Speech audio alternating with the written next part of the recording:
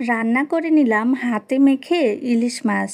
অনেকদিন পরে হাতে মেখে ইলিশ মাছ রান্না করে নিলাম, ভাবলাম আপনাদের মাঝে শেয়ার করি। তো যে ভাবা সেই কাজ, একটু আপনাদের মাঝে শেয়ার করছি।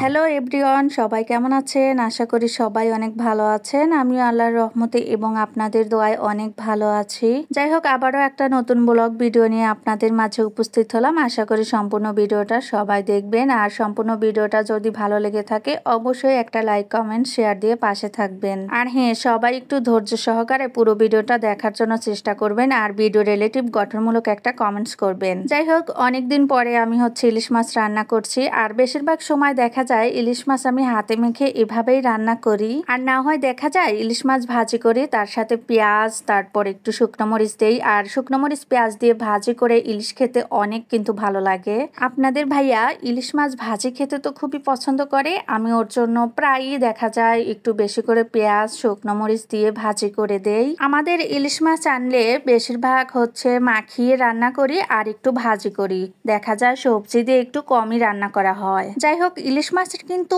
অনেক রেসিপি আছে যে যেরকম ভাবে রান্না করে। আমিও কিন্তু ইলিশ মাছের অনেকগুলো রেসিপি পারি, তবে সময়ের অভাবে আসলে রান্না করি না। তাছাড়া আমি যে যে ইলিশের রেসিপি পারি আমি খাইলেও আপনাদের ভাইয়া খেতে পছন্দ করে না, ও জাস্ট এভাবে মাখিয়ে আর ইলিশ মাছ ভাজি খেতেই পছন্দ করে, আর সেজন্যই আপনাদের ভাইয়ার পছন্দ অনুযায়ী ইলিশ মাছ রান্না করা হয়। যাই হোক, আমরা যারা হাউসওয়াইফ আছি তারা কিন্তু কম বেশি সবাই রান্না বাড়া পারি, আর যে যার রুচিসম্মত রান্না করে। যে যেমন ভাবে রান্না করতে অভ্যস্ত সে কিন্তু তেমন ভাবেই রান্না করে। যাই হোক, আপনাদের সাথে কথা বলতে বলতে কিন্তু আমি ইলিশ মাছ ফার্স্টে ফ্রিজ থেকে বের করেছি, দেন ভালো করে কেটেছি।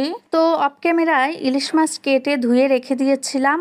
সবকিছু আসলে ভিডিও করা সম্ভব হয়ে ওঠে না ছোট বাচ্চা নিয়ে, আর আমাদের যাদের ছোট বাচ্চা আছে তারাই কিন্তু শুধু বুঝতে পারবো ছোট বাচ্চা নিয়ে আসলে বড় ভিডিও মেক করা অনেক কষ্ট হয়ে যায়। আসলে বড় ভিডিও মেক করা দেন ভয়েস দেওয়া এটা কিন্তু অনেক কষ্ট হয়ে যায়। তো যাই হোক, ধুয়ে রাখা ইলিশ মাছের পিসগুলো দিয়ে একটু পেঁয়াজ কুচি, কাঁচামরিচ কুচি, আর একটু দিয়েছি হলুদের গুঁড়ো, মরিচের গুঁড়ো সামান্য পরিমাণ, আর অ্যাড করেছিলাম একটু জিরার গুঁড়ো। তো বেশি মশলা কিন্তু প্রয়োজন হয় না। আমরা কিন্তু কম বেশি সবাই জানি যে ইলিশ মাছে কিন্তু বেশি মশলার প্রয়োজন হয় না। যাই হোক, তো ইলিশ মাছ কিন্তু রান্না করা হয়ে গেছে, আর দেখতেই পাচ্ছেন মাশাআল্লাহ অনেক সুন্দর কালার আসছে, আর খেতেও মাশাআল্লাহ অনেক মজা হয়েছিল। তো যাই হোক, ইলিশ মাছ কিন্তু ভুনা করা হয়ে গেছে। এদিকে আমি একটু পেঁপে দিয়ে ডাল রান্না করব, আর অফ ক্যামেরায় পেঁপে আর ডাল সিদ্ধ করে রেখে দিয়েছিলাম। এখন শুধু তেলে দিলেই কিন্তু পেঁপে ডাল রান্না করা হয়ে যাবে। তো মসুরের ডাল যেভাবে রান্না করি আমি কিন্তু পেঁপে ডালও সেইভাবেই রান্না করে নিলাম। আর এর তো পেঁপে দিয়ে ডাল রান্না কিন্তু হয়ে গেছে। পেঁপে দিয়ে ডাল রান্না খেতে কিন্তু অনেক ভালো লাগে। যারা পেঁপে দিয়ে ডাল পছন্দ করেন তারা তো জানেনই খেতে কিরকম ভালো লাগে, আর যারা কখনো রান্না করেননি তারা এইভাবে রান্না করতে পারেন। আজকের ভিডিও এ পর্যন্তই। আল্লাহ হাফেজ।